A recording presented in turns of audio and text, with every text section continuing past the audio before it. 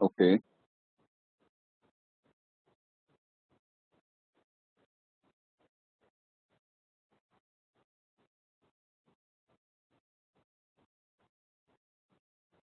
Okay, perfect.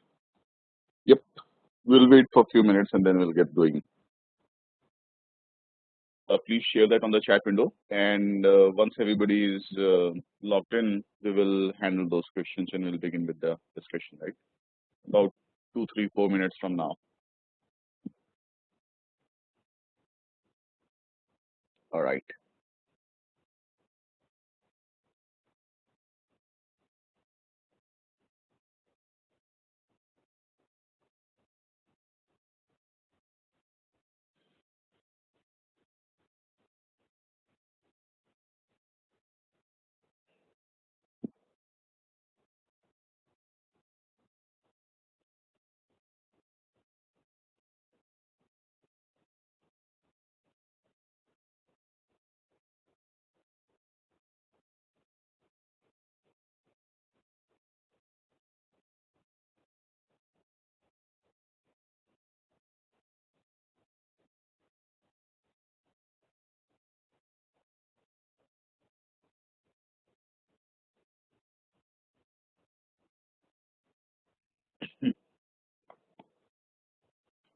Okay.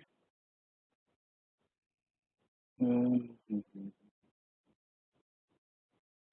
D, N, and D in the example which you have given, D is too positive. ML on text example. Sumit, can you explain default, non-default you're talking about? Okay, yeah. We'll be visiting the case again just to really make sure everybody is clear. In case of more than two output values, how do we read confusion matrix? Okay. Regarding confusion matrix. Okay. So I think a lot of people have questions on that, on confusion matrix. We'll talk about that.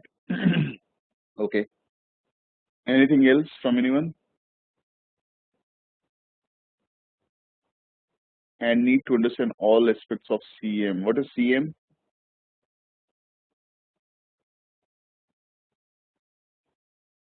I mean sensitivity and recall, etc. Okay, confusion matrix. Got it. Okay. All right. Yeah.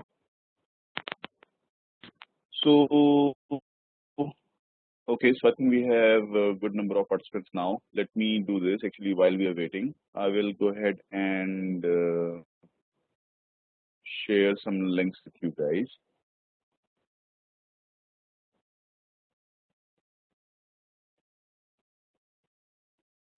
Scikit-learn confusion matrix, right? So this is one link that I would like to share with you. And this would address some of the questions that you guys have when I have more than two classes. Is voice clear? Let me know if this is not clear. I can switch to a different network. That's not a problem, right? So some of the things that you guys are asking. So when I have more than two classes, how would I do that? It's all possible, right? So you can see in this case, there is a very well-known case, iris flowers, and some of you guys would have done that already. So you can see how the iris flower case will also be solved using the confusion matrix and visualize how's the classification, right? So this is one example of that. I think last time around I did share some photo from will updated yet. You are able to follow exactly the other.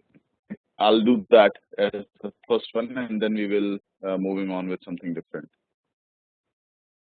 Voice is breaking now. Okay, two people saying voice is breaking. Give me a minute.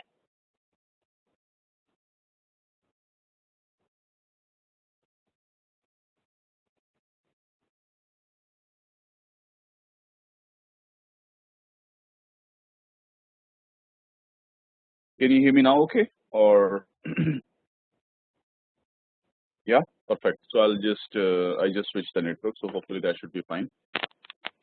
Okay, so now it's clear. Okay, cool. So I was gonna show you the confusion matrix write-up as well, and you guys are more than welcome to take a look at that. Just give me a minute.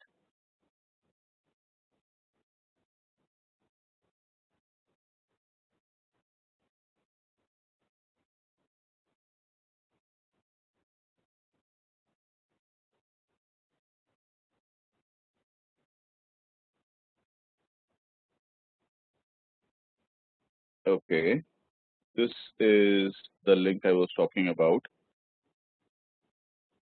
and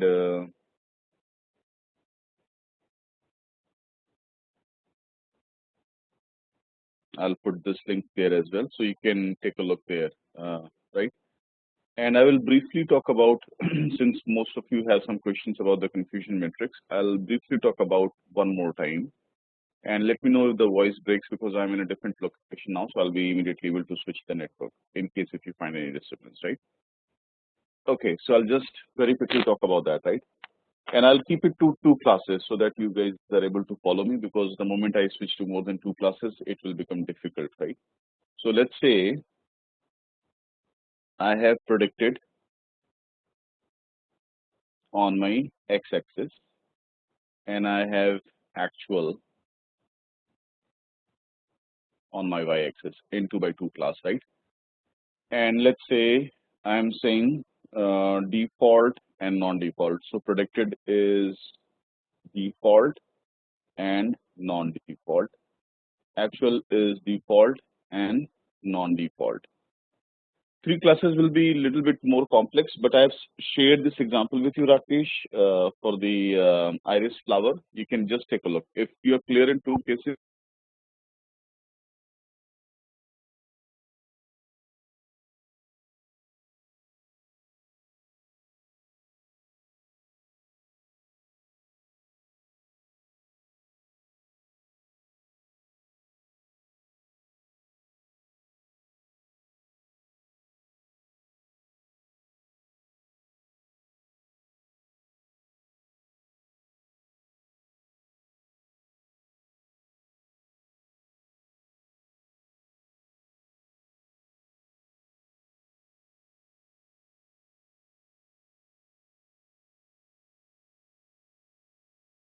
it's straightforward, right?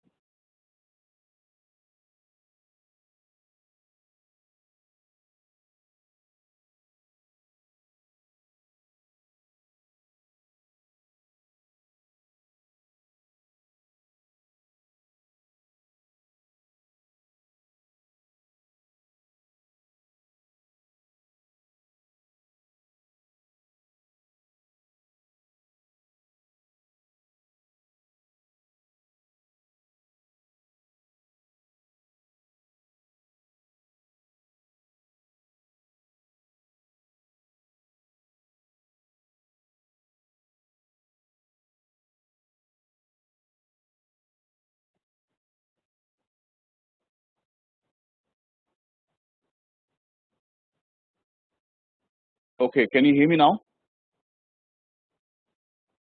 Yes. Okay. So I'm saying, sorry, I mean, there's some internet connection here. So, okay, great. Perfect. So the when I predicted defaulter and they are defaulter, then that's the correct decision, right? Oh man, this is gonna be hilarious.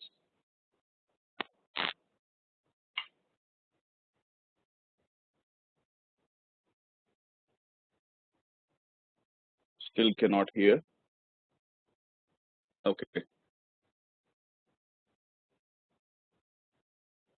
So somewhere I think there's some challenge. Just give me a minute. Just give me a minute. I'll switch to a different network altogether to really make sure that we don't have this challenge.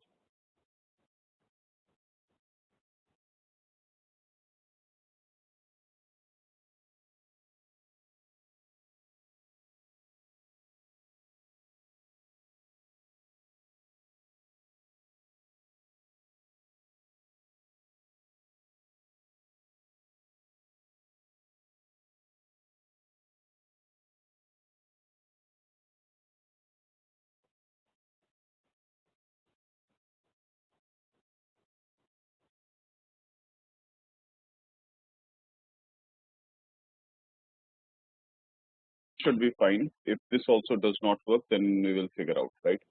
Okay, so fine. Babu, you are able to hear me now or no? Can you confirm, Babu? I think, I mean, it should be okay. The voice should be okay. Okay. All right. So we'll just say it is fine now. Okay. Good. Awesome. So when we have predicted somebody as a defaulter and they are in reality a defaulter, that's a correct decision, right? And similarly, this is also a correct decision. Everybody agrees on this? Is this clear? It should be very clear now, right? Awesome. So this is what we call as the correct decision. Now let me use a different color and we will mark this as red. So this is incorrect decision because we predicted them to be non-defaulter and in reality they are defaulter, right? So that's an incorrect decision that we have. Similarly, this is also an incorrect decision. So everybody agrees on this map in terms of the green ticks and the red ticks. Okay. And that basically generates your entire thing. So let me just also put the numbers here so that you can visualize. So this is 1, this is 2, this is 3, this is 4, right? So how would you define the accuracy? How would you define the accuracy of this classification in terms of the math over here? So it will be 1 plus 4 divided by 1 plus 2 plus 3 plus 4, whatever numbers are there in those. I'm just looking at, the location, right? So it will be the location. So these are the correct things and rest of the classifications are incorrect and that will give you the accuracy. Everybody agrees? This is clear to everyone? How we define the accuracy? Okay, perfect. Now, the other matrices that you should be aware of, or the other metrics that you should be aware of is, yes, one is the correct decision, true positive, and your 3 is false positive to answer your question, Sumit, right? Similarly, 4 is true negative and 2 is false negative. All right. Because we call that as a negative, but in reality, it's not a negative, right? So if you want to talk in the language of negative, this is positive, this is negative, this is positive, this is negative, right? So 1 is true positive because it is in reality positive and we have told it to be positive, right? In terms of the test you might be conducting and detecting some diseases and stuff like that, right? Make sense? Okay. So I mean, you can define as a defaulter, as a positive, as a convict, it doesn't matter, Sumit. I mean, basically, correct classification is what it is, right? You have classified something correctly, right? Okay, awesome. So then that basically also, or event, non-event. So, and then these are the other metrics that you're looking at, sensitivity and specificity. Sensitivity, if you look at this matrix right here,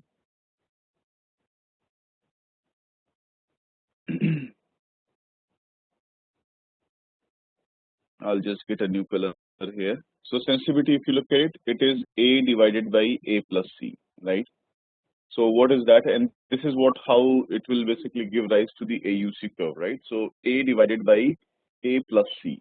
So basically, in predicted, sensitivity is how many of the true positives, how many of the real defaulters you are able to catch, right? So in real defaulter sense, we have total of A plus C and my model is able to catch only A. And this is also, something related to this. I think it's mentioned there, down there. I'll see if I can, show you. Precision is A by A plus B, that's fine. So I think sensitivity, you can look at it in terms of the vertical. Specificity is also looking into the vertical, right? But on the true negative, right? So how accurate we are in the true positive and true negative to detect both of that, right? So that's the sensitivity and specificity. and the next one is precision and recall, which is A divided by A plus B, and recall is A divided by A plus C, which is very similar to your sensitivity. So hopefully that makes sense to you now. Anybody has any question on the confusion matrix? In terms of plain English, I will just tell you when do we need, these are the AUC charts actually. When you plot the AUC, you are plotting the sensitivity and specificity, right? Let me just clear up the screen.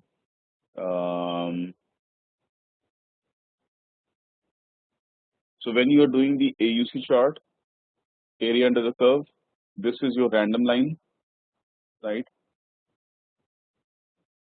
Again, voice is breaking. How about others? Voice is clear? Okay, so not from my side this time, guys. Okay, that's fine. We'll wait for others to hear us, okay? So when you are looking at the AUC chart, it is nothing but the plot between the sensitivity, and I might be switching the axis, it doesn't matter, sensitivity and specificity, right? Or true positive and the false positive. So you'll see that this is the AUC, that's where it is used.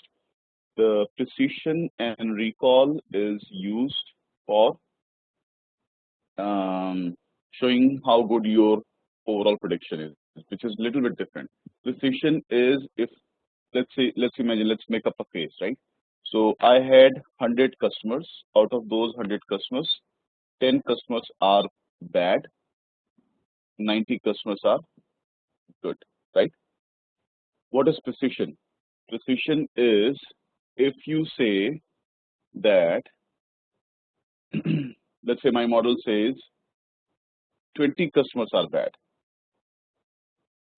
So that means, you know, when you classify somebody as 20 customers are bad, how many of these customers were really bad? So let's say my real bad customers, which my model identified as bad, in reality only 9 customers were bad. So that's nothing but 9 divided by 20, because that's what I'm saying, you know, these are my bad. That's what my precision is.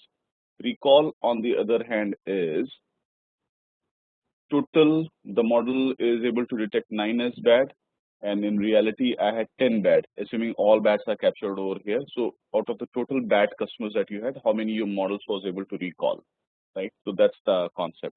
If it is not clear, just hold on for a minute. When you do the decision tree and some of the other things, it will become much more clear. Okay, but at least be aware of the general concept. Okay, perfect. So Sumit says recall, Sri says when it predicts, yes, how often it is correct? Yes. Precision is when you say somebody is a good or somebody is a bad, how precise you are, right? How accurate you are in terms of that. That's precision. Is this definition in plain English clear to everyone? When you call somebody a good or when you call somebody a bad, how precise you are, right? Recall is out of the total bad population that I had, the total, let's say, criminals that I had in my system, how many of those criminals your model is able to catch correctly? That's the recall. Is this clear? I'll go slow just to make sure everybody is with me. So if you're not clear, just let me know. Yeah? Anybody who is not clear, feel free to ask. There's no harm.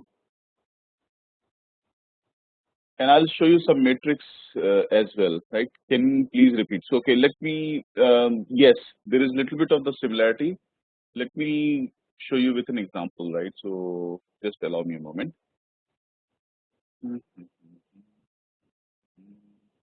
No, this is the same thing actually, Kunal, that we discussed last time. I'm just trying to repeat some of the things because some of you found that it was a bit fast.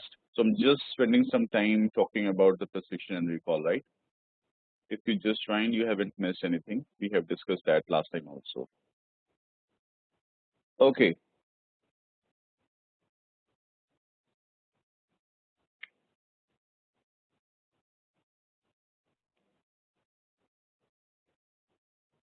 Let me see if I can zoom in. Okay, so we will not do it in the baby example that we are doing today, guys, because there is a, this is a very, very small subset of the data. But when we are doing it next time, I will show you, right?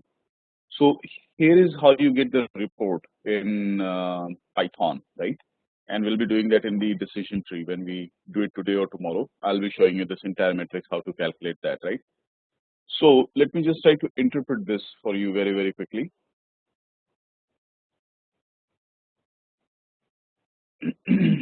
And hopefully this will make sense to you. So you see the precision number for 1 is 0.62. Now, before I try to explain, can anybody try to help me understand what this might be telling us?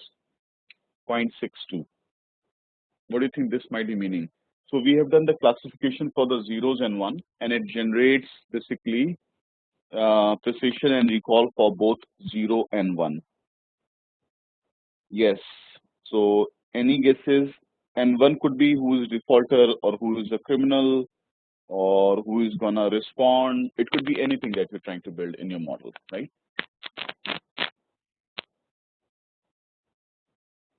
Okay, so I will try to interpret that. So thanks for taking the guesses. So 0.62 is when my model says somebody is a criminal. So let's say 1 is a criminal, 1 is criminal and 0 is innocent, right? So when my model says that this person is a criminal, it is only 62% accurate. That's what the precise means, right? 38% of the time it will misclassify an innocent person into a criminal. Is this plain English definition clear? I'm just interpreting one by one so you can see, right? Okay. Recall means out of the total criminals, known criminals, my model is able to detect only 51%. 49% of the criminals it is not able to detect. Is this clear? Yeah? Okay, let me open the chat window. That's it. That's all it means basically, right? So I will do it one more time.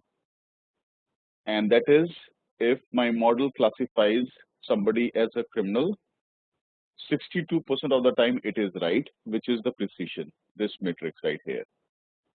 Recall is this matrix right here, which is 51. That means out of the total criminals, my model is able to detect only 51% of the true criminals. Clear? Can I get a quick confirmation? Yes, no? Okay, awesome.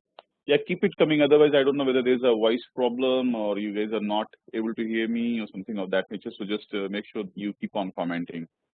Because like I said, I mean, I'm not in my home location today traveling. So if there is any problem, I'll be quickly able to fix it. Okay, cool. Hopefully this gives you a better sense of the precision and recall, right? Similarly, you can understand the case for 0 and I'll use a different color for 0. So it means when my model says somebody is innocent, it is what percent accurate? When my model classifies somebody as innocent, 83% of the time my model is right, right? And recall on the other hand is 89% of my innocents are captured by the model, right? So if I had, X number of innocents, 89% of my models are captured, right? So this basically gives you the precision and recall, all right?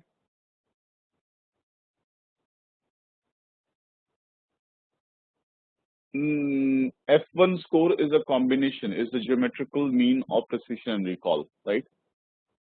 Total precision cannot be 1, right? Because you're looking at overall classification of both zeros and 1.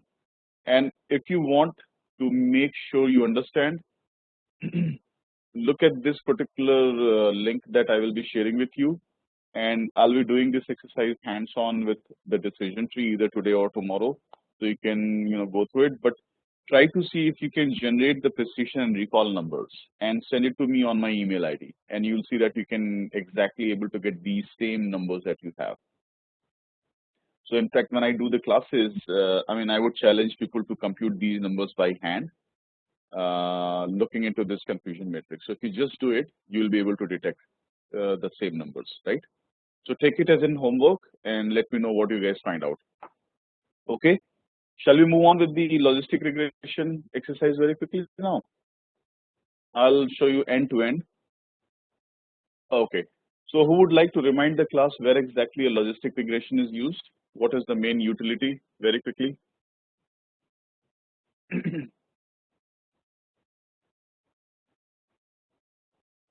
Okay. So Sri says where it's a classification. Sorry, others are also okay. So bunch of comments. So categorical classification, right? Exactly right. So first of all, you should be very clear the difference between a classification and regression, and that will again come back in the decision tree part when we're gonna do. So what is classification and what is regression, right? So let me just try to explain one more time. So classification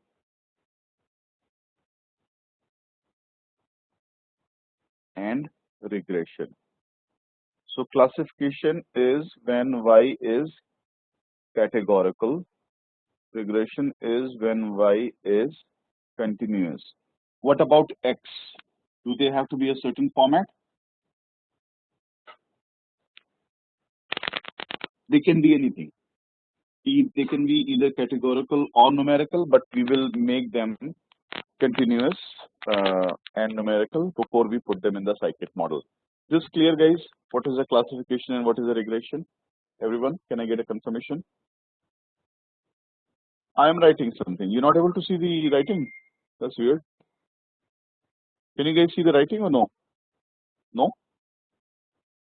Able to see. Okay. So I think Praveen, it was you who said maybe something on your setting, man. Just take a look, but because others can see it, right? Okay.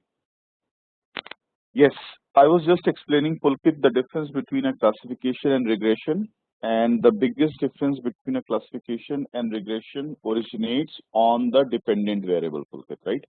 It is agnostic to the independent variable or the features, basically, right? So whenever your Y variable is categorical, and categorical is basically nothing but qualitative, like will you respond to the offer, yes, no? Will you respond to the medicine, yes, no? Are you likely to default, yes, no? All of those sort of things, right? Or is this flower Setosa, versicolor, or virginica? How many of you have worked with the iris data already? Prashant, something is wrong then at your side. I don't know why. Okay, so just maybe log out and come back in. Maybe that would help, Prashant. So iris data has, for example, three varieties: Setosa, versicolor, and virginica. So when you're trying to make a prediction, and some of you are asking about the confusion matrix for the three classes, I've sent you that. So Setosa, versicolor, and virginica. Oops, just a second. So Setosa, versicolor, and virginica. There's something happening on my system now. So that will be basically not two classes, but it will be more than two classes, right? Is this clear? That could also be a classification problem because you're trying to predict whether the flower is Setosa, versicolor, or virginica. So even that is also a classification problem and not a regression problem. What is a regression problem? When you have things like continuous variable, like sales, right? GDP, right? Unemployment rate, all of those will be your regression problem. Share price, right? Salary, any of those things will be your continuous problem. Okay, shall I move on then? Can I get a confirmation from everyone? Yes, no? Okay, awesome, great. So then I will clear it up. And what is the problem if I use a linear regression to do a prediction for logistic regression? Who would like to tell? What is the problem if I use a linear regression to do a classification? It the probability will not be predicted continuously, right? Because one of the things related to the probability is that it cannot go below 0 and it cannot go above 1, right? So if I fit a linear regression model, you can theoretically have cases where the probability is more than 1 and probability is less than 0. And even in this range, it may or may not be accurate, right? So that's why it's a problem. And how we fix that is basically we use a function called odds ratio, right? And basically this will not, so when before when we go there, the actual probability will be, something like this, which is the S shape. And then when we do the logic transformation, then it becomes a continuous dependent variable, and then you have to, right? So this was a refresher of the logistic regression. You can go back to my blog on Quora if you need some more details, but now let me switch gears and talk about the actual example, right? But before I go there, is it clear or anyone needs some more help with any of these things? Yeah. For most of you, it will be just a refresher. For some others who may not be there in the last class, will be the first time you are hearing it, but don't sweat over it. Just to replay the video, it will become clear. Anyone who is not clear on the logistic regression concepts, like in the conceptual underpinning, then I'm gonna do the execution end to end one more time.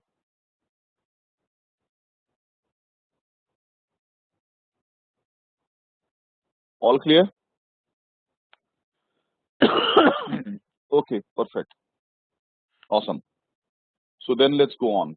So, and I will show you this data. This is, I mean, I realized after running some of the metrics, guys, which I wanted to show you that this it is very, very baby example. So I would not be able to show you meaningful AUCs and stuff like that because they do not mean anything, but I will share this file with you. I will just dump that in the HTML format and share with you so you can directly run it, right?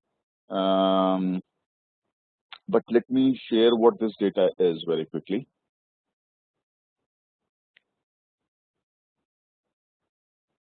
Just give me a minute. That's not the right, or might be.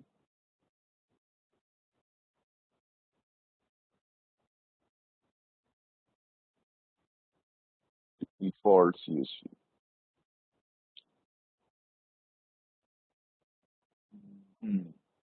Okay, so here we have 4 variables. Yeah. I mean, it should be there in the LMS actually, Sumit, right? Is it not there? Okay, I'll just share both data in the HTML file. It is there. Okay. So we have 4 variables over here. Default, whether somebody has defaulted on their loan or not. Is this clear? What is a default, people? Right? Meaning, I mean, if I give a loan to you, whether you have defaulted or not, right? So let me just create a filter very quickly. So if you look at it, it has yes, no value, only 2 values, yes, no. So is it a categorical or continuous variable? Categorical, right? Because it's not taking the numerical value. Student has 2 levels. Is it a categorical or continuous? Categorical again, right? What about balance? Balance has variety of different values, right? So it's basically a float or continuous. Similarly, income can take a variety of different values, so it's basically continuous variable, right? What is a dependent variable here? We are trying to predict if somebody has taken a loan and they have defaulted on it, right? And what are the independent variables? All the 3 remainings, B, C, and D. Is the data set clear to everyone before I move on? Can I get a confirmation? Okay, so this is a very, very, very basic example of building a logistic regression, right? Do not think that, I mean, the examples or the cases that you'll be working on will be this simple. The case that we'll be doing on Titanic for the decision tree, if you build a logistic regression model on the same Titanic data, that will be much more informative, right? But this is just to really show the process, how you go through the building the model, right? Is everyone clear on the expectation from this data? Yes, no? Okay, awesome. I'm asking of different data sets because this is, we will do that. But I think, let's understand the process first, right? This you can also build, and if you look at my blog, I have built on a very complex data, which is a churn data coming in from the IBM Watson library, so you can actually give it a try. But just to really make sure the process and the steps are clear to everyone, we'll keep it with this basic one. And once we do the decision tree on Titanic, this could be your homework, purely for your learning to build the same Titanic data using a logistic regression. Okay, awesome. So let's go one by one and we will execute this. What is happening in line number 12?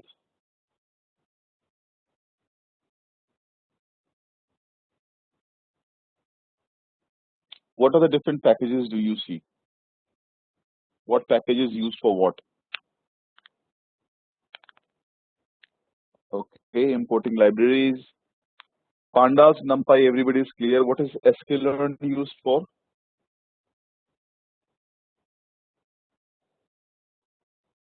sklearn is for your regression or machine learning, right? So, and from the sklearn, we are importing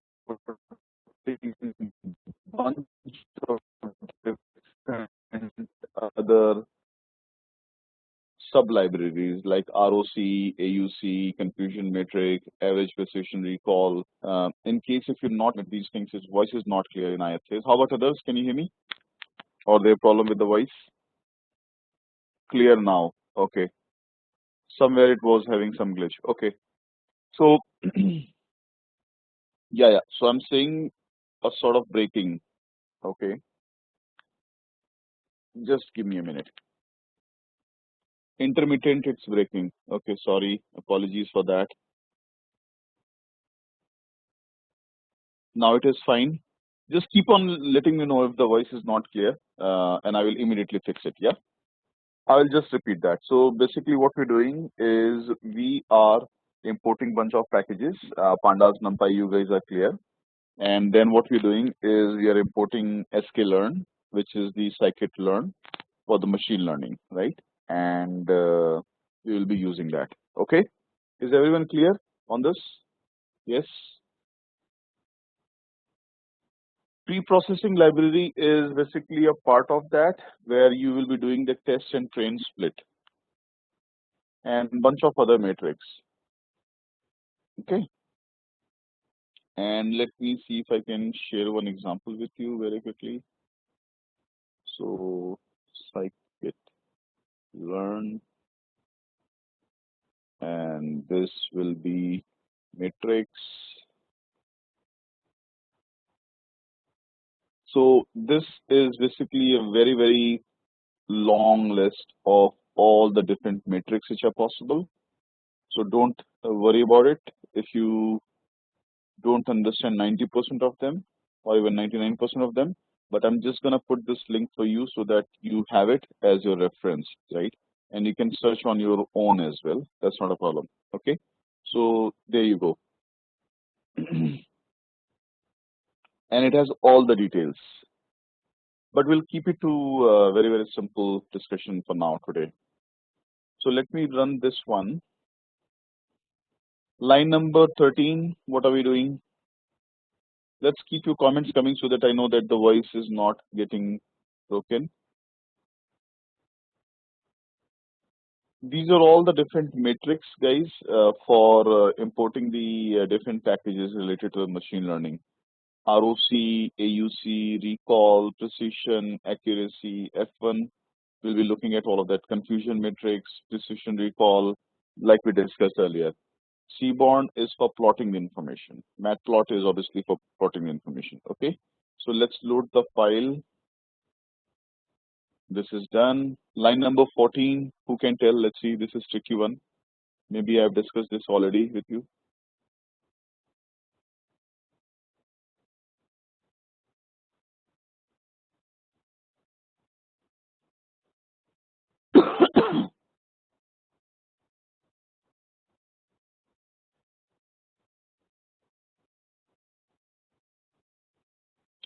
Line number 14 is for printing many statements on the same line. If you don't do this, what would be the output from this line number 15?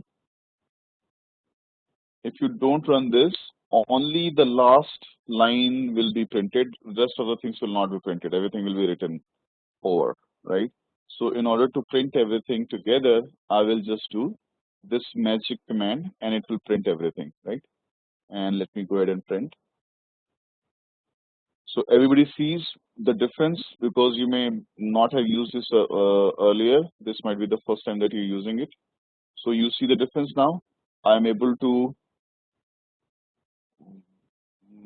print many things. So Kunal says by default import packages for ML.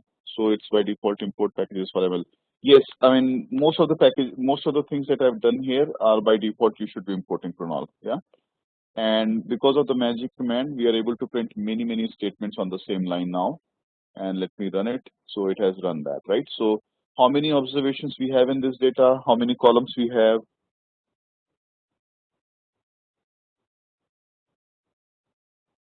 10,000 observations, 4 columns, right?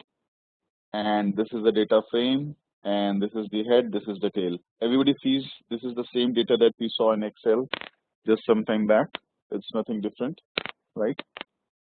Okay, cool, awesome. So let's keep going. Line number 17. What do you think is happening here? Who can tell?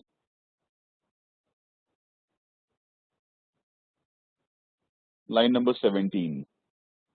What is happening?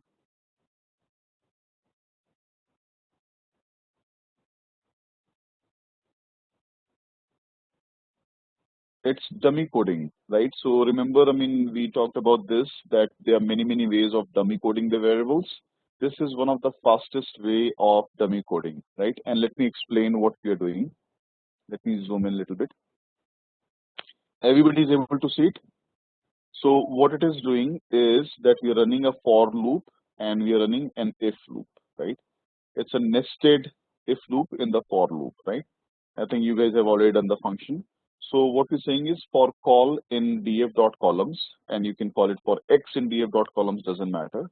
So it's gonna check for all the columns in this data frame, and it will check for the data type of the column. And if this happens to be an object, it will go ahead and convert that into the quotes. Now this is acting up again, but you can see it on the bottom of the screen. So for all the columns, it's gonna go and make this check, and it will see if it is an object. It will first convert that into the categorical and then semi-quote them. So you do not have to check each variable manually, and you do not have to dummy code the variables manually. Just these 3 lines of the codes will be able to handle dummy coding in your entire data. Isn't it cool? And the fastest way, one of the fastest way, right? So this is what we're gonna do. So which 2 variables do you think are gonna be dummy coded?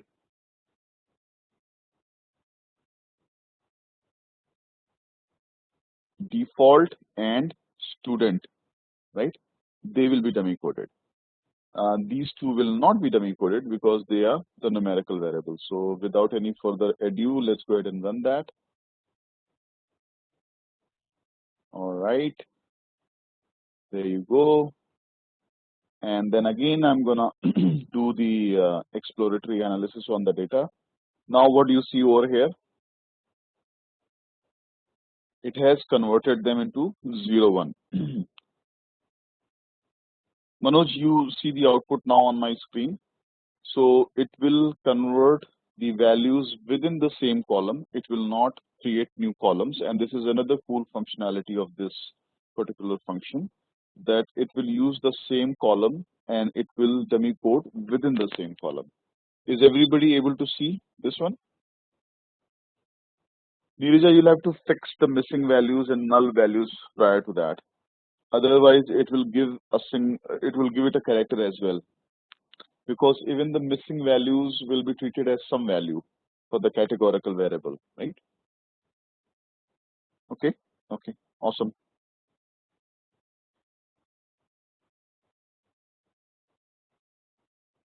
So is this dummy coding clear to everyone? Because you will have to do it in your homeworks and assignments and everything.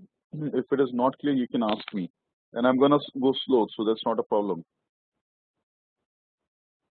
Anyone who needs help, let me know. What if column had 3 values? Rakesh says. So if it had 3 values, it will be Rakesh again dummy coded. And let me borrow my marker here. It will be dummy coded like this, Rakesh. It doesn't matter whether it has 3 or more than 3. So 0, 1, 2. What if it has 4 values? 0, 1, 2, 3. Right? Just like the indexing in Python, it will just use that. So it will zero index and then have different values. Does it make sense? Same thing. Multiple values. You can have, state, because I think one of you asked me the question the other day that what if I have state, and let's say if I have India states, which is around 30 if I remember, US states 50 states, right?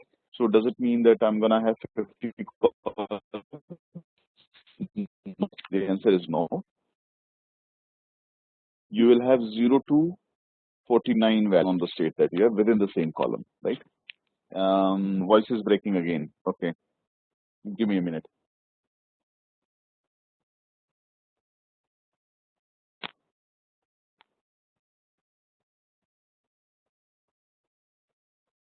But how do we map afterwards? Okay, is it clear now? No? Clear. Okay, yeah. Sorry, I mean, I'm, like I said, I mean, I'm in a little bit of a remote location today. So if it is, disturbed, I'll just give it some time. It will come back again. So I will give you one example, right? So let's say state is my categorical variable, right? And state is ranging from A to Z, right? Starting with this. So when you convert this, it will be state only. It will not be creating any new variable, but it will be 0, 1, 2, 3 till 49 if I have 50 states over here. Is this clear? If I had 50 states, it will be basically dummy coded into 0 to 49, right? Now, which one is going to be which?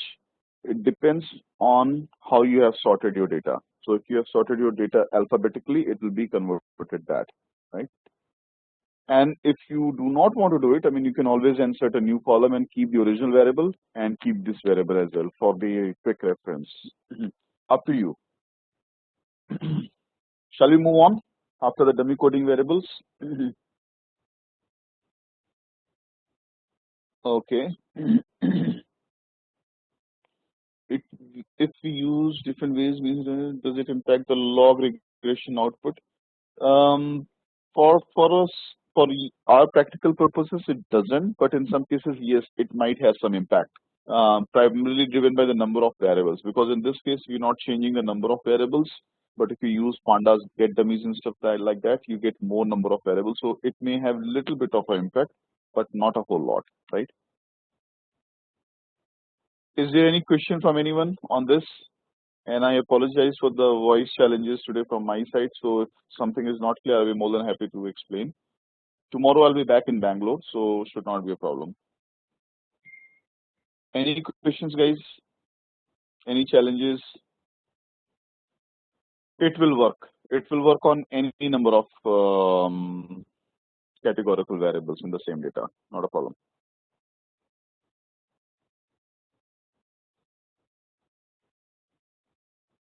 So I'll give you one example. Maybe this will make it more clear, right? So let's say,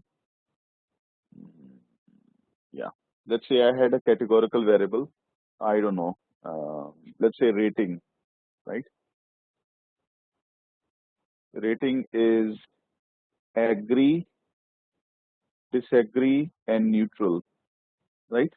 So in alphabetical order, this will be 0, 1, and 2. This is how it's going to convert that. Okay, that's how it will convert. So if you have similarly other things, let's say you have something with Z, it will be 3. Okay, this will work for anything, Praveen, because we are first converting them into a categorical and then doing the dummy coding. So even the ordinal will be able to be converted for the categorical. And the name of this concept is called typecasting. So we are doing the typecasting first. Once we have done the typecasting, then we are able to convert them into the, so it will work for any categorical variable. We are changing text to values now. Model will see interpret to and higher than 0, which is not correct. No, it doesn't matter. It knows that I'm looking at the 0, 1, 2, Manoj, right? And it does not necessarily give preference to 2 or 1 or 0. Whatever comes out to be having more explaining power, that will be given more importance, Manoj. Okay, I think that's good. Now let me switch gears and come to the model. So this part I think we have done this part as well. What is happening in line number 20? Okay, so one more question coming in on the dummy coding. Lokpal has, after dummyifying, what will be the D type of the column? It will be all numerical now, so I'll show you, right? So in fact, I don't know whether I did that earlier or not. So right here, so you can do df.info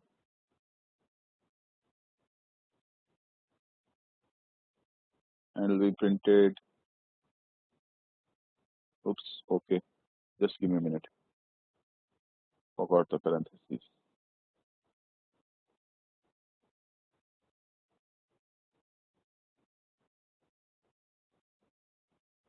Run it again.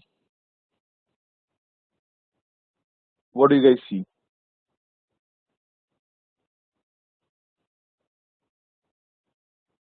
What is the type of the variable now? All int, right? So the variables that we have converted, they are converted into the integers. And then we have original floats. What is the difference between integer and float? Who would like to tell?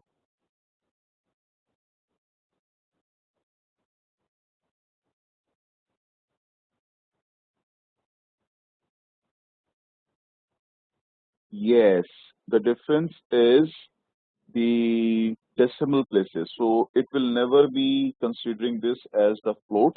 It will always be considering this as 0, 1, and 2. It will not be thinking about, okay, what if I plug in 1.5? Because it knows that this is not a float. So it will either use 0, 1, or 2, and that basically preserves the categorical nature of the variable, right? And these are obviously your float variables, and that's what it is represented over here, right? Is everyone clear on this? Before I move on, can I get a quick confirmation? Okay, so here is the proposal, guys. What is head and tail? That shows you the top 5 and bottom 5, Prashant. Yeah. Here's a proposal. So, would you like to take a break, or shall we continue till about 9:25 without any break, and then we'll break at 9:25 directly? So, which is about, you want a break? Okay.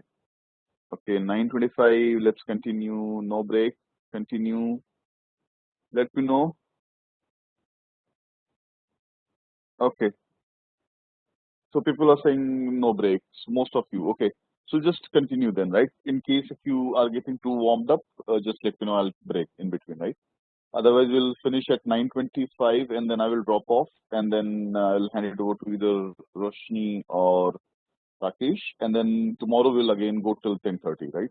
And I will give you the reading assignment as well, what you have to do. Okay, so who can explain me line number 20? And only this time, guys, I'm going a little bit slow because these same things will be kept on getting repeated in the future models. So make sure that you are able to follow along with me. And if not, then just replay the video one more time and let me know if there's any challenge, right? Okay, so we are creating the features, right? And why we are creating the features? One of the things that we require in a scikit model, and I'm again repeating all the steps like we have done in the linear regression, is you have to create your X and Y differently or in a different array. So this is your features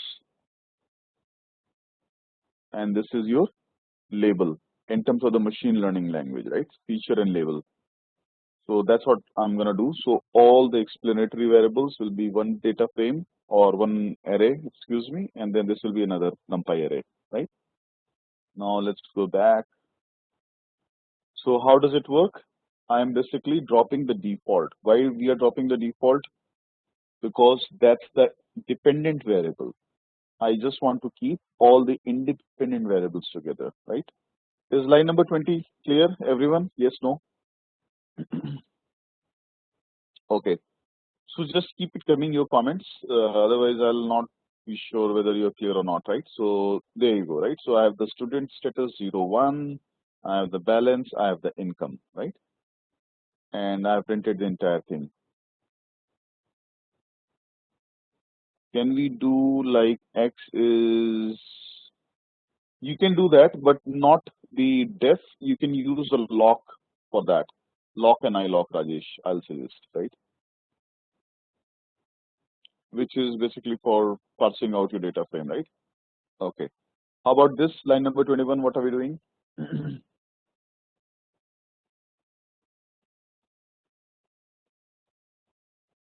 Only selecting one variable, right? Which is your default, right? Everybody is clear? This is your target or label. Awesome. So let's go ahead and run that also, and you can see it's all 0, 0, 0, and there will be one in between as well. They are hidden there somewhere, right? Line number 29. Who can help me with this?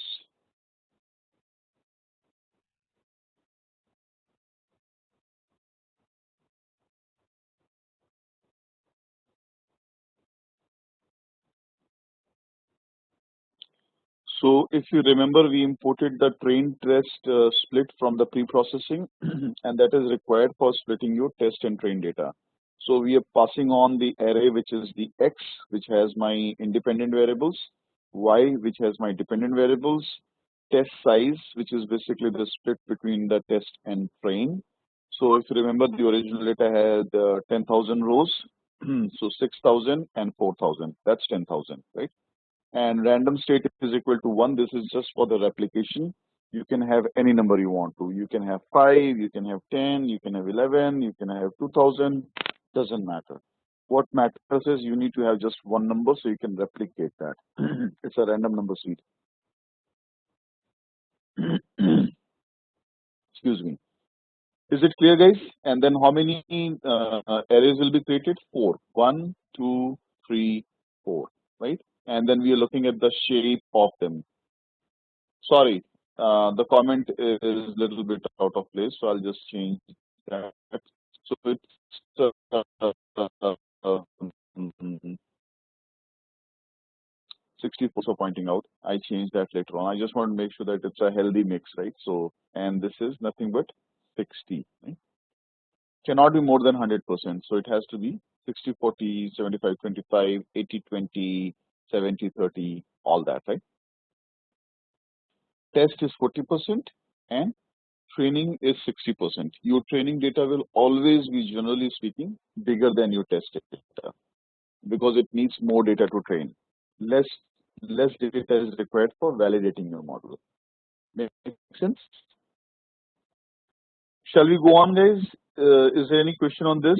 And you can see after running the line, if I look at the train X shape, train X shape is 6,000 rows, 3 columns. Test X is 4,000 rows, 3 column. Train Y is 6,000 rows, 1 column. Test Y is 4,000 and 1 column, right? No, it's okay, Prashant. I mean, doesn't matter. 60, 40, 70, 30, you can do anything. It's a small data, so we're just trying to document this, but normally best practices is around 70, 30. Yeah. Shall we move on? Okay. Line number 30. Who can tell me what this is doing? And talk in the language of the machine learning steps, creating the instant, right? Or instantiation of the object. and I'm just going with a very default setting. So I'm saying from scikit-learn linear model import logistic regression, and I'm calling this object as log, right? And that's all we are doing. So we have created the instant. Now line number 31.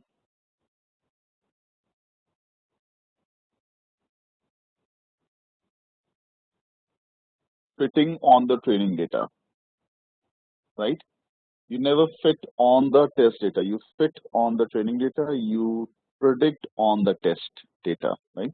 That's all we are doing. And that is also run. And you can see what is the default model, right? So you can actually go through these settings later on your own.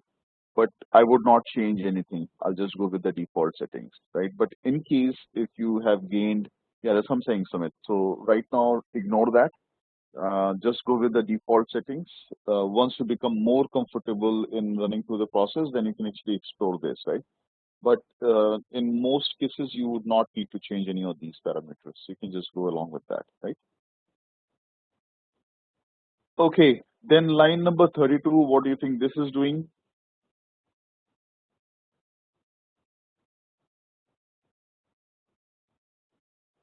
Any idea?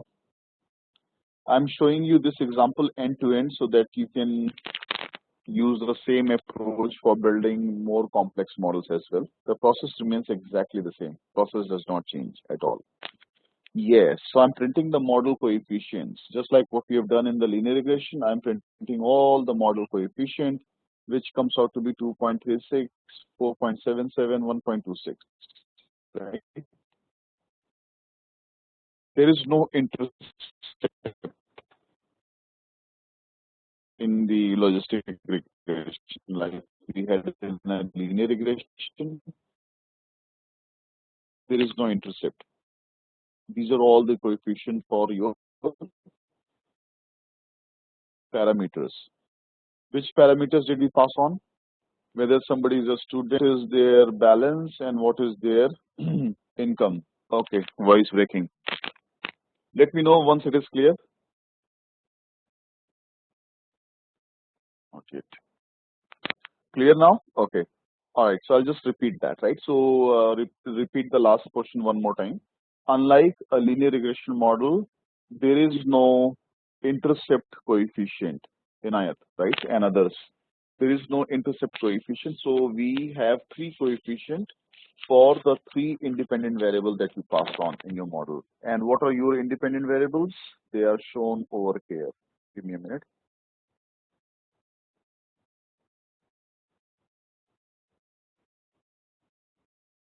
There you go. Student, balance, income. Clear, everyone?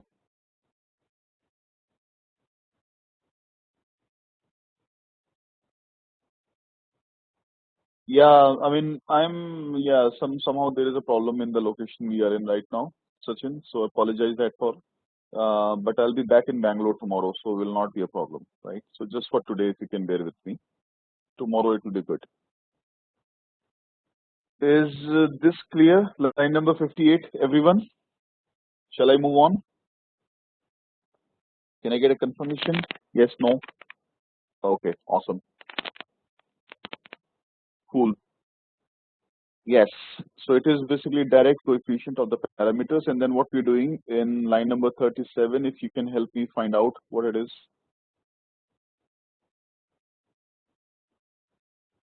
And we have done the same thing in the linear regression as well, if you remember.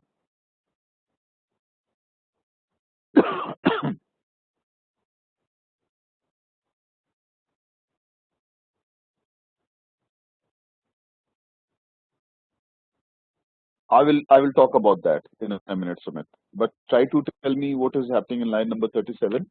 If we can figure out just the simple code there.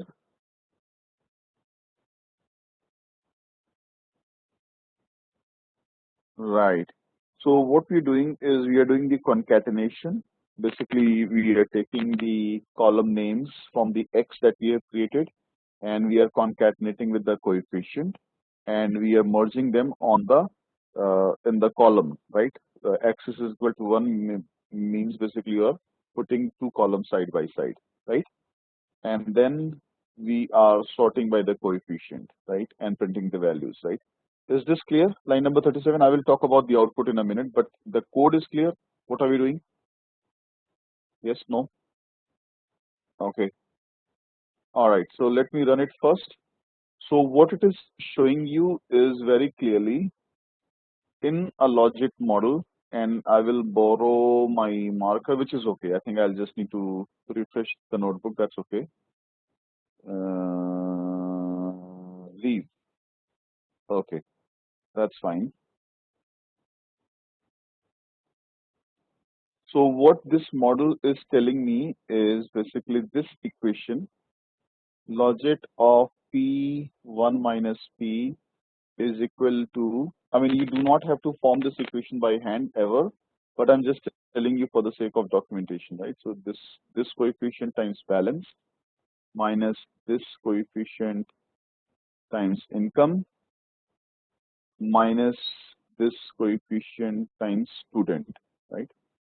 This is what it is telling you. Is this clear, everyone? How the logic equation is derived? Now let's come to the interpretation. Aarti says no. Okay, what is not clear, Aarti? Let me know which part is not clear. Negative is coming because of the negative coefficient. That is correct, Prashant. That's right. And I'm going to talk about the positive and negative in a minute, right? Okay. Aarti, let me know what you're not clear. I'll be more than happy to spend time. Okay, now let's talk about this, right? Just a second. No. It's going to refresh, which is fine. But I thought that was worth it, right? So I'll come down over here.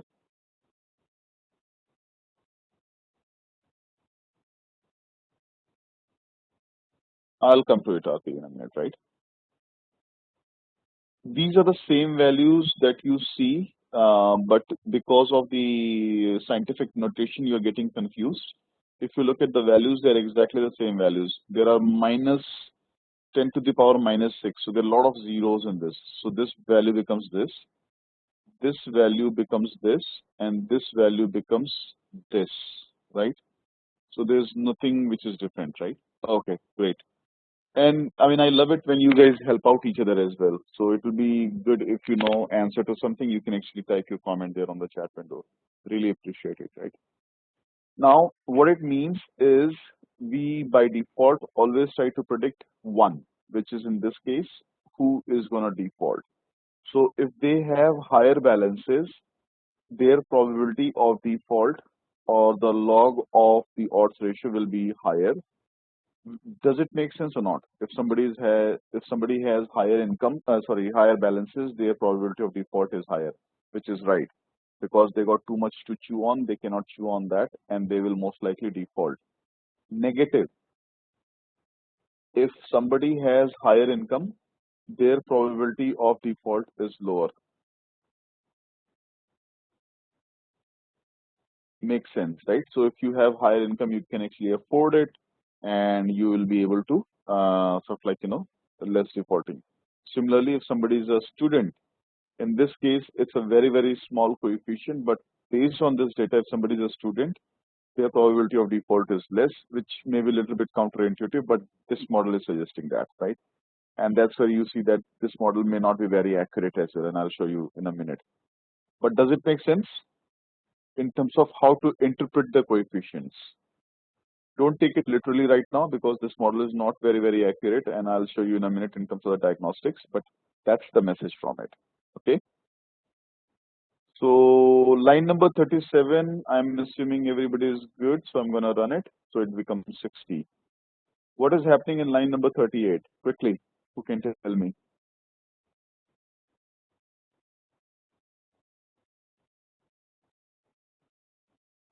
Any volunteers?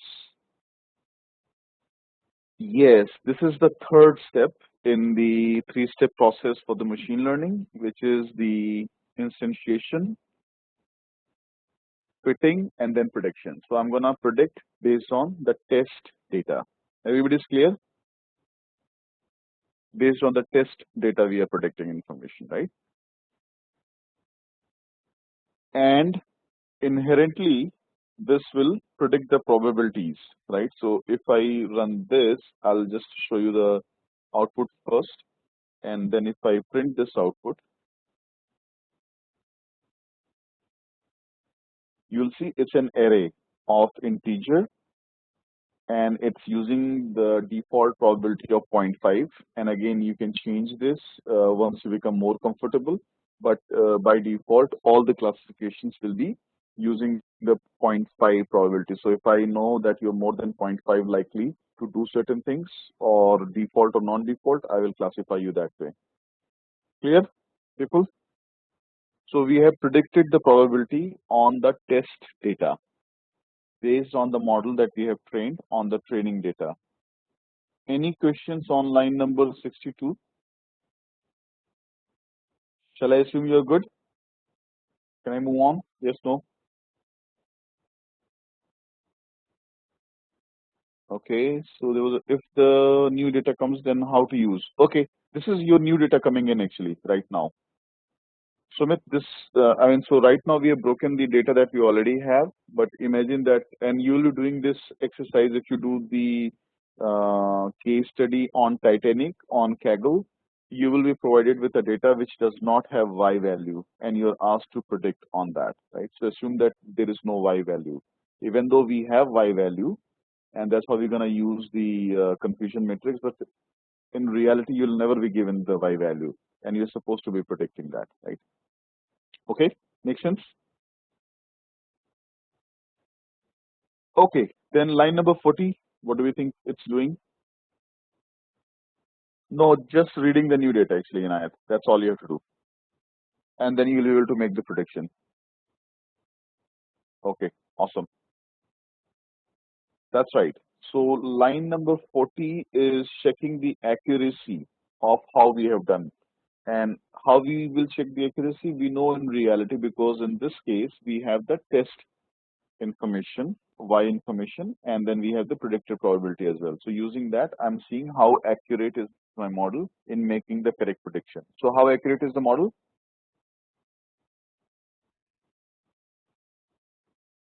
96%, right? Let me know if there is any question that I missed out. So almost 96.9%. But you will see that this is a very, very half-baked truth. And that's where your confusion matrix really come in, right? Rakesh says once you have predicted enough of new values, when and how to you to take it to train your data again. Great question, Rakesh. So I think if I understood your question is how do we know whether I have to retrain my model or can I continuously use it for forever? Is that the question, Rakesh? Okay. Yeah. So when your accuracy starts to fall apart and when your metrics that you're worried about in terms of the confusion metrics and all of that, they start to show the signs of deterioration, that is the time, Rakesh, you would like to retrain your model, right? And you will not be able to use it. Any model that you build has a limited shelf life. After that, you have to retrain your model to make it much more accurate, right? Awesome. Any other questions, guys? Line number 41, what do we think we are doing? And I always look at the confusion matrix before I declare that my model is a good model or not. And I will show you in a minute. And this is actually a good example from that point of view. What is line number 41 doing? Any ideas? Yes, you're creating the confusion matrix. It's coming in from the package that we have already imported from the scikit-learn matrix.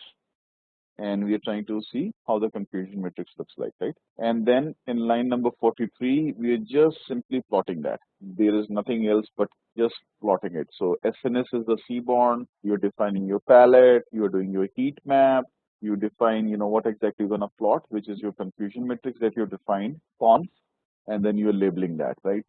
And then you're displaying the annotation is true. That means you're actually displaying the information in terms of how many cases we have, and you're saying D format is D. That means in the integer format, right? Now let me ask you: is there a problem in this model? Looking at the confusion matrix,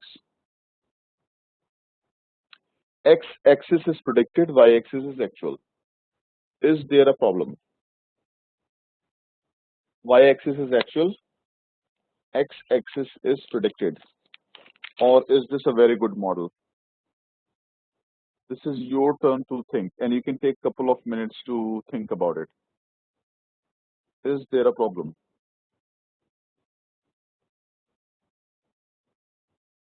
Accuracy is not zero, Nirja.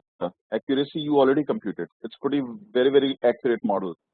You already computed accurate.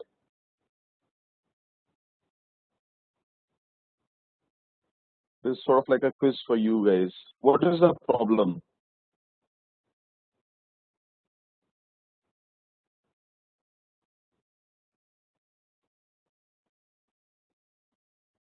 Okay, so Sachin says it is saying there is no default.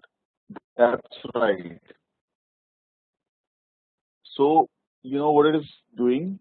Basically, it's getting biased from the number of non-defaulters you have. So first of all,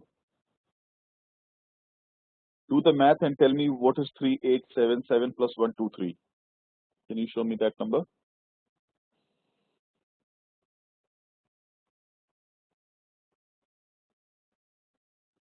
4,000, right? Everybody gets this? 3877 plus 123 is 4,000. How would you define the accuracy? Show me what is going to be in the numerator, what is going to be in the denominator. I'll see if I can use my marker here as well. And this is again your same discussion that we had earlier. So if in reality it's a no, my model says no, this is a correct classification. If this my model says yes, in reality it's a yes, that's a correct classification. So numerator is 3877 plus 0 divided by all four cells, 1, 2, 3, 4. And if I do that math, that will be 3877 plus 0 plus 1, 2, 3 plus 0.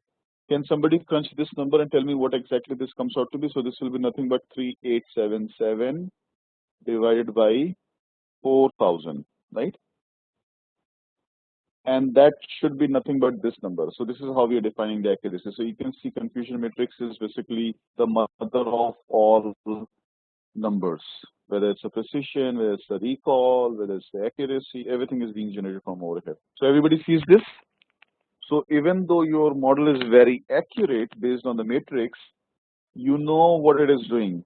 And what it is doing is basically it says that there is no default in the portfolio at all. That there's no default. It's basically predicting everybody as a known defaulter, right? Do I need to build a model for this, or can I do it on my own without building a model?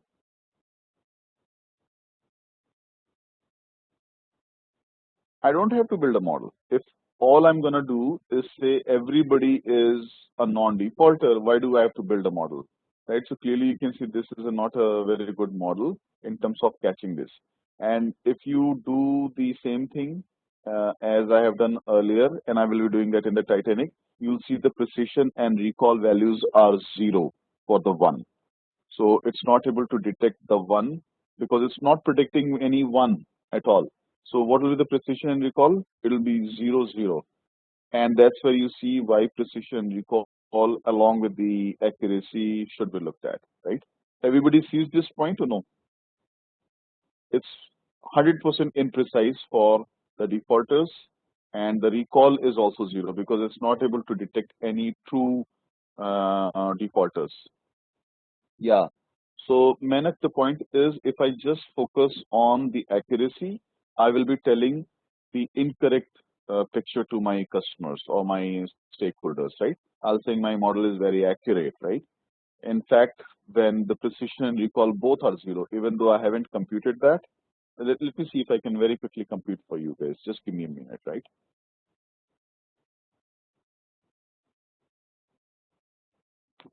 It's automatically done by the tool, Rajesh. When you do it, it automatically takes up those values and converts that into the probability, right? And this is how would you define the precision and recall and AUC. So besides the normal metric that you're looking at, you see there's a problem very clearly because all of these metrics are going to be messed up, right? So what is it that we're defining? Yeah, this is the value.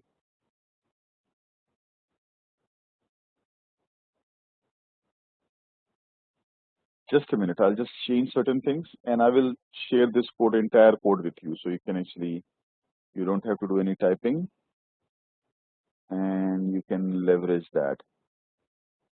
Just remind me towards the end.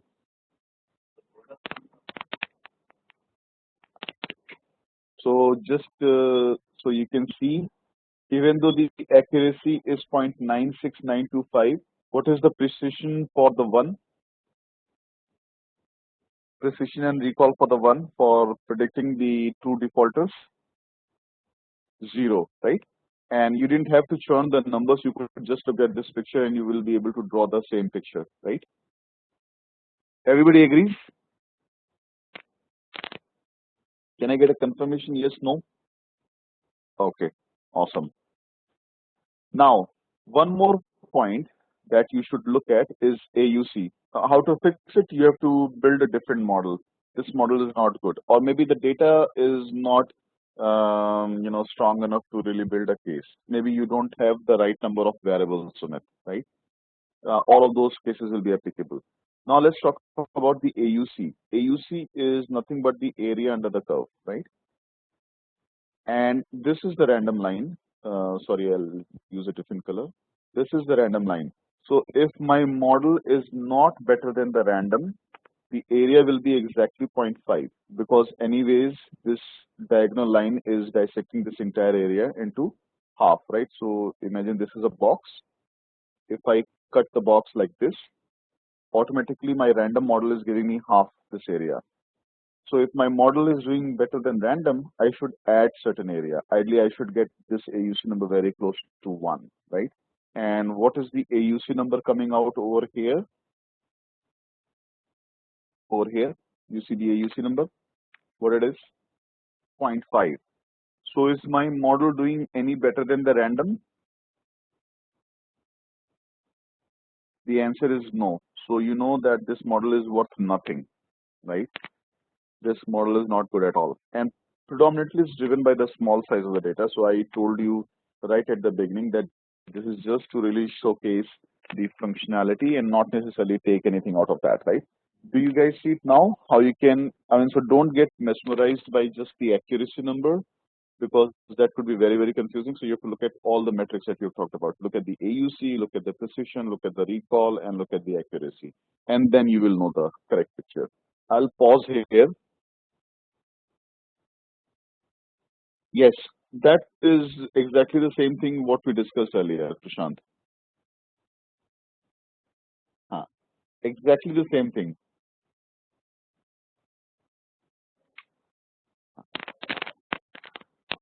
Exactly the same thing, yeah? You cannot fix it, Prashant, actually, because maybe it's limited by the size of the data. You do not have the right explaining variables, all of that. Can you please explain precision recall for the one? Okay, sure. In this case, guys, it's very simple, right? Because it's not able to predict anything in the one category, both of these metrics are 0. I'll just come back to it very quickly. And then we will break for today and then we will meet again tomorrow. Yeah. Excuse me. So how many cases your model is predicting as yes? Who can tell me? How many cases your model is predicting as yes? And prediction is on the x-axis, 0, right? So your numerator is 0. So your precision is 0 because you do not even predict one customer as a defaulter. Not even a one customer you're predicting as a defaulter. So how can you say that when I'm predicting somebody as a defaulter, how accurate I am? You're not accurate at all, right? So your precision is 0. And how many true defaulters my model is able to catch? Again, 0. So my recall is 0 as well. Hopefully that makes sense to everyone, right? Why the model is getting biased by non-default? That's a great question. Who can answer that question? Anand has a question. Why the model is getting biased by non-default? Data is biased, right? So you have more non-defaulters. So you have 3877 non-defaulters. So your model is learning from those.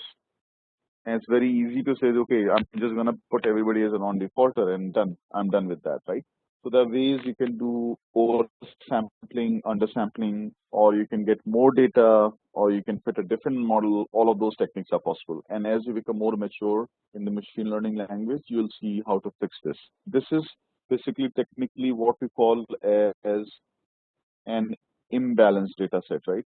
Is this my writing pad or did I tell it? I think I've filled it, right? So this is more like an imbalanced data set, imbalanced data, right? Or imbalanced data, doesn't matter however you want to write it. So this data set is not balanced, and basically non-balanced meaning you do not have the equal number of zeros and ones, and that's the problem. Okay, so I will pause here, guys. I mean, unfortunately, I couldn't get to a decision tree today, but we will begin there when we come back tomorrow. But let me just open up for the last 2-3 minutes for any Q&A. Okay, exactly. Thank you for reminding. Yeah. I will download as HTML because this notebook is slightly different from what you have. So I'll just share with you, or you can actually go through my blog there as well. It's gonna be the same. It's gonna be the same thing there as well, not different. Can I put it here? Let's see.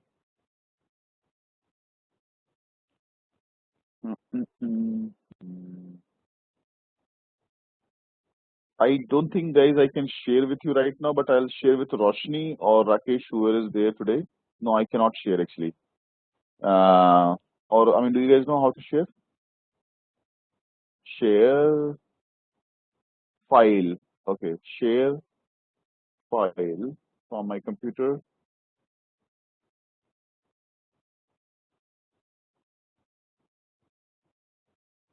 Download.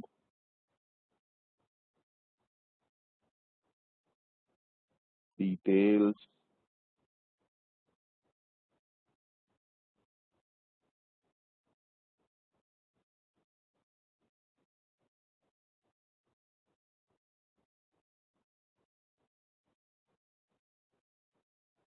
We cannot share this file because, okay, I'll share with either Roshni or Rakesh, right? And that way you'll have it.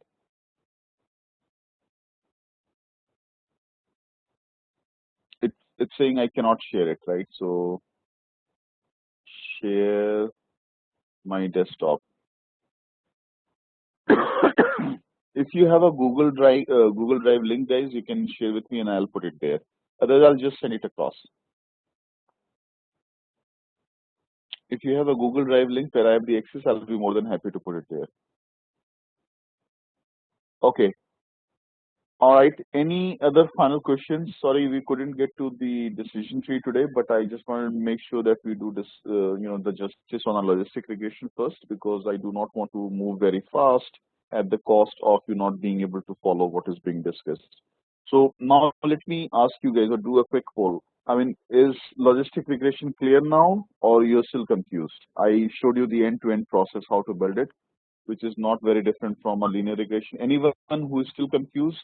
If you're clear, just say clear so that I know at least how many people are good. Okay, great. That's awesome. And if it is not clear for any reasons, guys, just practice it. Just practice it.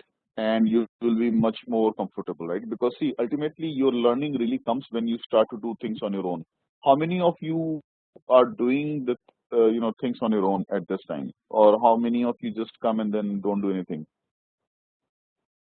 Okay, that's great. So I am happy to see that most of you are very, very clear on this. For people, some people it's not very clear. I think that will be the case where once you start doing things on your own, you'll be much more clear on that, right? Okay, drive link is coming in. Rajiv, do I have access to this? Let me see.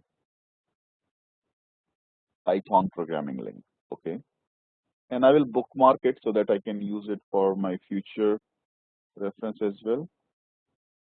If you guys want me to use the same link again, I'll just bookmark it first so that I don't have to ask you. There you go. Right. So now this is bookmarked, and I will try to dump this file there.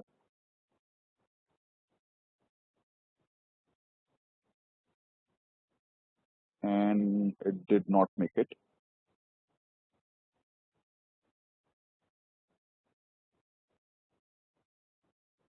No, I do not have the permission.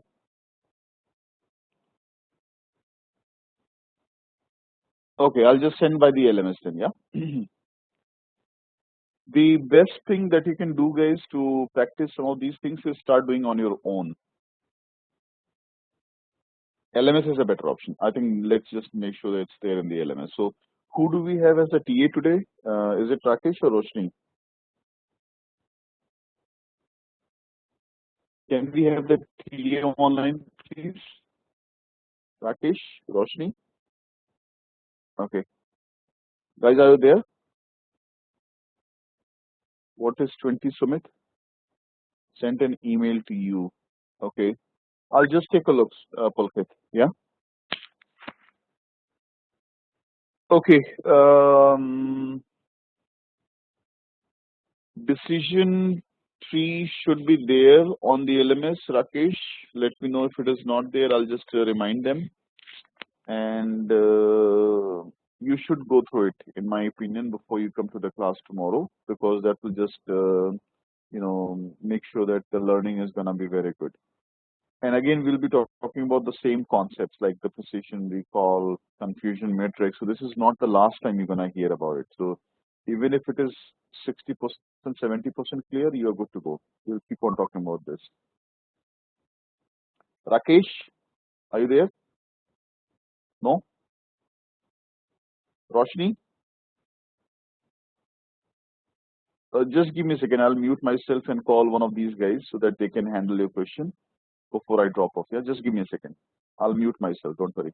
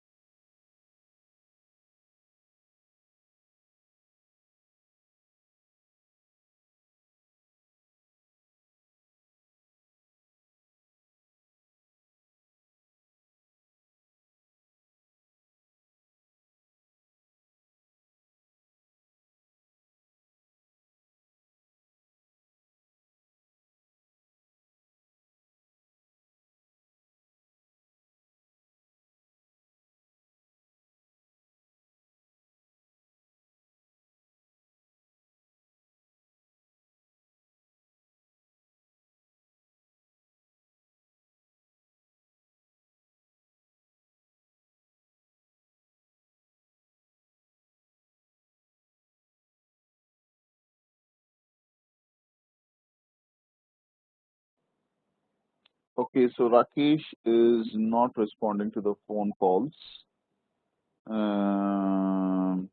Anyways, so why don't we do this? Unless you have any questions, everybody can drop off. Roshni, are you there by any chance? No?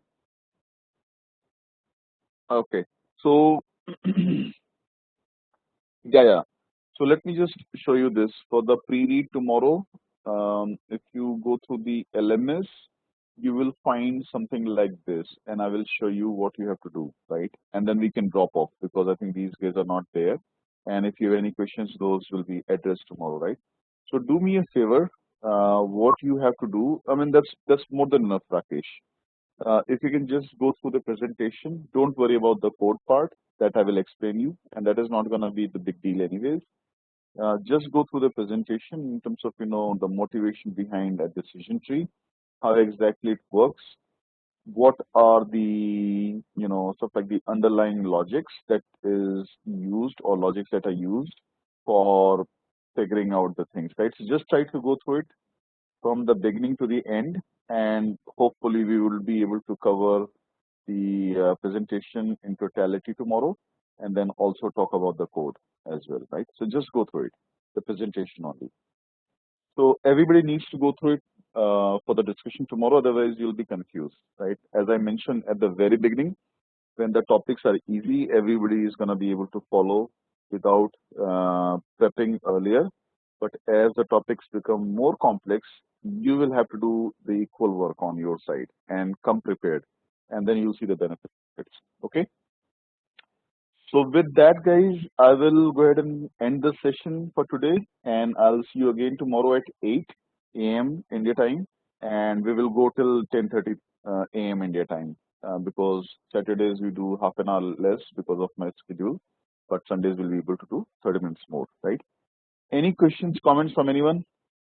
Did you get much more clarity in today's session? I went a little bit slow just to really make sure the speed was good for you. Yeah? Okay. Do let me know, and hopefully everybody is clear and with me. So if no further question, then I will ask you guys to, I like the explanation. Okay, thank you, Rajiv. Yeah. So then we will do the same thing tomorrow as well, but do the pre-reading and you'll see the benefits, right? So that's it, guys, today, and I'll talk to you tomorrow. Thank you so much for your time and attention, right? We'll talk again tomorrow at 8 a.m. IST. Thanks, everyone. You have extra 40 minutes for whatever you want to do today, and then we will resume tomorrow. Thank you. I will end the session now.